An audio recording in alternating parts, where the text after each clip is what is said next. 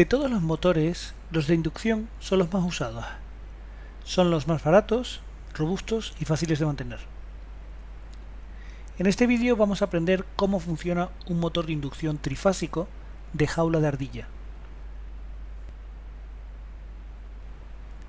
Tiene dos partes principales, el estator y el rotor.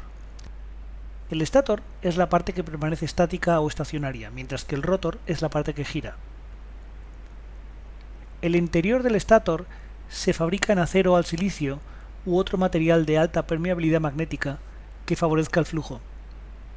Además, para reducir las pérdidas por corrientes parásitas, el material se lamina y las láminas se aíslan eléctricamente unas de otras mediante barniz u oxidación.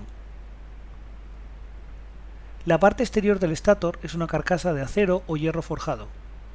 El devanado pasa a través de las ranuras del estator. Cuando una corriente alterna trifásica pasa por este devanado, produce un campo magnético giratorio. Vamos a explicar esto paso por paso. Un cable por el que pasa corriente crea un campo magnético a su alrededor. El sentido del campo puede determinarse con la regla del sacacorchos o regla de la mano derecha.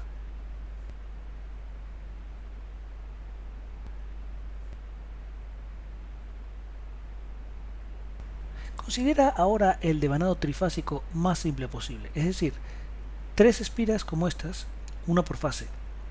Fíjate en el esquema superior. En el instante que hemos etiquetado como 1, en números romanos, la corriente entra en la parte derecha de cada fase. Si miras el gráfico de la derecha, vas a observar que la corriente de las fases azul y amarilla es de casi la misma intensidad y la de la roja bastante más elevada. Fíjate ahora en el esquema de la izquierda y verás que la mayor intensidad en la fase roja se ha representado con una flecha mayor.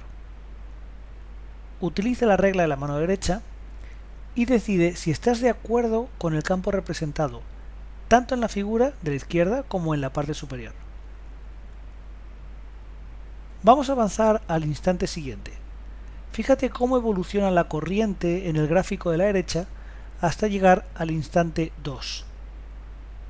Aquí las fases roja y azul se igualan y la amarilla llega a 0.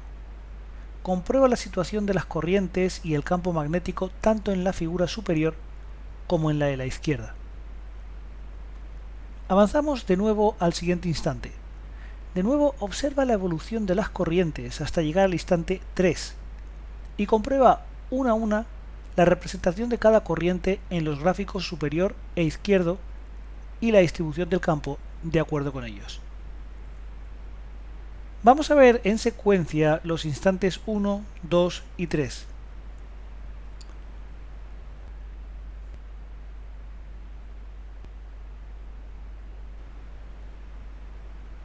Como ves, es como tener un campo magnético de fuerza uniforme que está rotando.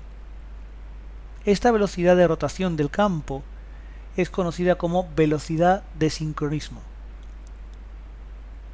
Pongamos un conductor cerrado dentro. El campo magnético giratorio es un flujo magnético que cambia. Al girar está cambiando. De acuerdo con la ley de Faraday, este flujo magnético variable induce una fuerza electromotriz en el conductor. La fuerza electromotriz inducida produce a su vez una corriente en el conductor. Lo que tenemos ahora es una corriente o movimiento de cargas en el interior de un campo magnético. De acuerdo con la ley de Lorentz, aparecerá una fuerza en cada sección del cable. Encuentra la dirección y sentido de esta fuerza en cada una de las secciones del conductor donde se ha representado la corriente. Para eso, usa la ley de Lorentz aplicando la regla de la mano derecha del producto vectorial. Para el vídeo y hazlo ahora. Lo que tenemos aquí es un par motor que va a hacer girar a la espira cerrada. Algo parecido ocurre también en el interior de un motor de inducción.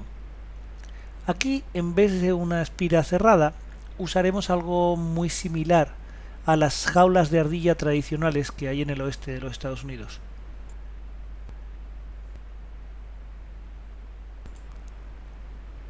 Una corriente alterna trifásica pasando por los devanados del estator produce un campo magnético rotativo.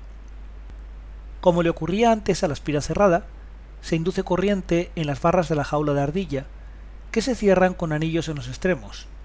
De nuevo aparecerá un par motor que hará rotar la jaula. Esa es la razón por la que lo llamamos motor de inducción.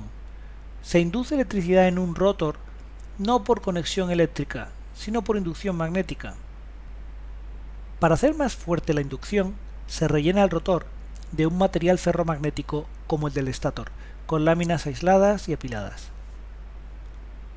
Una gran ventaja del motor de inducción es que arranca solo. Puedes ver que tanto el campo magnético como el rotor giran. La cuestión es a qué velocidad gira cada uno. Para averiguarlo vamos a considerar varios casos. Considera el caso en el que la velocidad del rotor es la velocidad del campo magnético, es decir, la velocidad de sincronismo. En este caso, puesto que las velocidades son iguales, el rotor siempre experimenta el mismo campo. Según Faraday, si no hay variación de campo, no habrá fuerza electromotriz, ni por tanto corriente inducida. Eso significa que la fuerza sobre las barras del rotor es nula. La conclusión es que el rotor irá disminuyendo su velocidad gradualmente. Sin embargo, cuando al ir a una velocidad menor que la de sincronismo, ahora sí, esté sometido a un flujo magnético variable, empezará a crecer en él una corriente inducida, y con ella un par motor, que lo va a mantener girando. En resumen, el rotor nunca alcanzará la velocidad de giro del campo, la velocidad del sincronismo. Gira a una velocidad ligeramente inferior. A la diferencia entre la velocidad de sincronismo y la velocidad del rotor la vamos a llamar deslizamiento. Es habitual expresar este deslizamiento en términos de porcentaje de la velocidad de sincronismo. La fuerza mecánica de giro del rotor se transfiere a un árbol o eje mecánico. En suma, en un motor de inducción entra energía por el estator y sale energía mecánica por el rotor. La energía perdida durante el funcionamiento del motor se disipa como calor, por lo que es necesario enfriar el motor con un ventilador que se pone al otro lado del rotor.